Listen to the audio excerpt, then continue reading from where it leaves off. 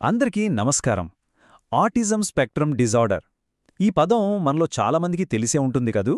బహుశా ఎక్కడో ఒకచోట వినే ఉంటాం. మరి ఈరోజు అసలు దీని కథ ఏంటో కొంచెం వివరంగా మనకర్థమయ్యేలా మాట్లాడుకుందాం. సరే, మొదట్లోనే మనందరి మదిలో మెదిలే ప్రశ్న, అసలు ఏంటి ఆటిజం స్పెక్ట్రమ్ డిజార్డర్ అంటే? దానికి సమాధానం తెలుసుకునే ప్రయత్నం చేద్దాం రండి.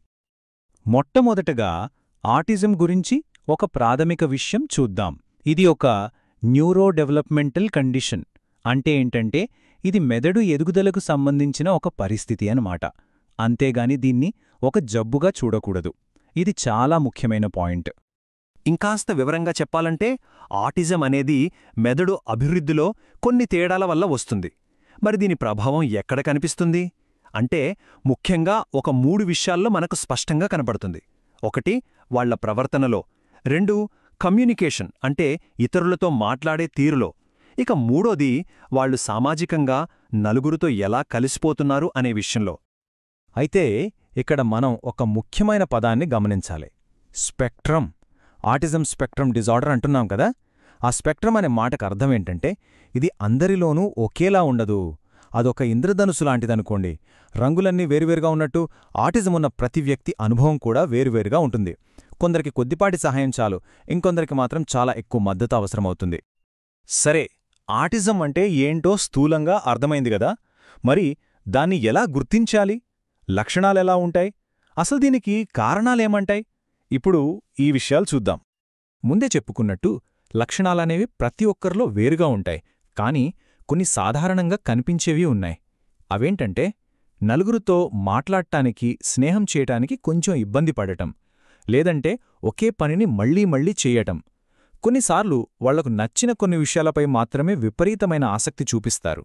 ఇంకొకటి, ఎదుటివాళ్ల కళ్లల్లోకి చూసి మాట్లాడటానికి కొంచెం ఇబ్బంది పడతారు. ఈ లక్షణాలు చాలా వరకు చిన్నప్పుడే బయటపడతాయి. మరి ఈ లక్షణాలన్నీ చూశాం గదా, అసలు వీటి కారణం ఏంటి? ఆటిజం ఎందుకొస్తుంది? ఇది అందర్నీ ఆలోచింపజేసే ప్రశ్న. నిజం చెప్పాలంటే శాస్త్రవేత్తలు ఇప్పటికీ దీనికి ఒక్కటే కారణం అని చెప్పలేకపోతున్నారు. ఇది చాలా సంక్లిష్టమైన విషయం. వాళ్ళేం చెప్తున్నారంటే కొన్ని జన్యుపరమైన కారణాలు, మెదడు ఎదుగుదలలో కొన్ని తేడాలు, అలాగే కొన్ని పర్యావరణ అంశాలు, ఇవన్నీ కలిసి దీనికి దారితీయచ్చు అని భావిస్తున్నారు. సరే, కారణాల సంగతటుంచితే ఇప్పుడు మనం అసలు విషయానికొద్దాం. అదేంటంటే ఆటిజం ఉన్నవారికి మనం ఎలా అండగా నిలబడగలము, ఎలాంటి సహాయం, ఎలాంటి మద్దతు అందుబాటులో ఉన్నాయి, ఇప్పుడది చూద్దాం. ఇందులో అన్నింటికన్నా ముఖ్యమైనది మొదటి అడుగు ఏంటో తెలుసా? ఎంత వీలైతే అంత త్వరగా దీన్ని గుర్తించడం. ఎందుకంటే ఎంత తొందరగా మనం గుర్తిస్తామో అంత మంచి సపోర్ట్ వాళ్లకి ఇవ్వగలం. ఇది వాళ్ల ఎదుగుదలలో, వాళ్ల భవిష్యత్తులో నిజంగా ఒక అద్భుతమైన మార్పుని తీసుకొస్తుంది. మద్దతంటే ఎలా? అంటే కొన్ని రకాల థెరపీలు బాగా సహాయపడతాయి. ఉదాహరణకు మాట్లాడటంలో నైపుణ్యాలు పెంచడానికి స్పీచ్ థెరపీ, అలాగే వాళ్ల పనులు వాళ్లు చేసుకోవడానికి, రోజువారీ జీవితంలో సాయపడటానికి ఆక్యుపేషనల్ థెరపీ, ఇక ప్రవర్తనను సరిదిద్దడానికి, సానుకూలంగా మార్చడానికి బిహేవియరల్ థెరపీ, ఇలాంటివన్నీ చాలా ముఖ్యమైన పాత్ర పోషిస్తాయి. ఇప్పటిదాకా మనం సవాళ్ల గురించి, థెరపీల గురించి మాట్లాడుకున్నాం. కాని కథ ఎక్కడితో అయిపోలేదు. ఆటిజం ఉన్న వ్యక్తుల్లో ఉండే ప్రత్యేకమైన ప్రతిభ గురించి, ఒక సమాజంగా మనందరి బాధ్యత ఏంటనేది కూడా ఇప్పుడు మాట్లాడుకుందాం. సరైన మద్దతు అందిస్తే వాళ్లు ఎంతైనా సాధించగలరు. చూడండి, ఈ ఒక్క వాక్యం చాలు. వాళ్లకు కావలసింది జాలి కాదు, వాళ్లకు కావలసింది సరైన మద్దతు, సరైన అవకాశాలు. మనం అవి ఇవ్వగలిగితే చాలు, వాళ్లు సాధించలేనిది ఏదీ ఉండదు. చాలాసార్లు మనం చేసే పొరపాటేంటంటే ఆటిజంను ఒక లోపంగా చూడటం. కాని అలా చూడటం మానేసి ప్రపంచాన్ని వాళ్ళు చూసే కోణం భిన్నమైనది అని అర్థం చేసుకుంటే చాలు.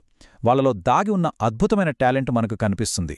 నిజానికి చాలామంది ఆటిజం ఉన్నవాళ్లు కళలు, లెక్కలు, సంగీతం ఇలాంటి రంగాల్లో అసాధారణమైన ప్రతిభ కనబరుస్తారు. అయితే గుర్తుపెట్టుకోండి, కేవలం థెరపీలిస్తే సరిపోదు. అంతకన్నా ముఖ్యమైనదేంటంటే కుటుంబం, స్నేహితులు, చుట్టూ ఉన్న సమాజం వాళ్లను అర్థం చేసుకోవడం, వాళ్లను ఉన్నవాళ్లుగా అంగీకరించడం, ప్రేమ, గౌరవం, ప్రోత్సాహం ఇవి దొరికినప్పుడే వాళ్లు నిజంగా ఎదుగుతారు. కాబట్టి చివరగా ఒక ప్రశ్నతో ఈ చర్చను ముగిద్దాం. ఆటిజం ఉన్న వ్యక్తులు వాళ్ల పూర్తి సామర్థ్యాన్ని వాడుకోవాలంటే, వాళ్ల ప్రత్యేకతలను మనం గౌరవించాలంటే, ఒక మంచి వాతావరణాన్ని నిర్మించడానికి మనలో ప్రతి ఒక్కరం ఏం చేయగలం? ఈ ప్రశ్న మనందరం మనల్ని మనం వేసుకోవాలి.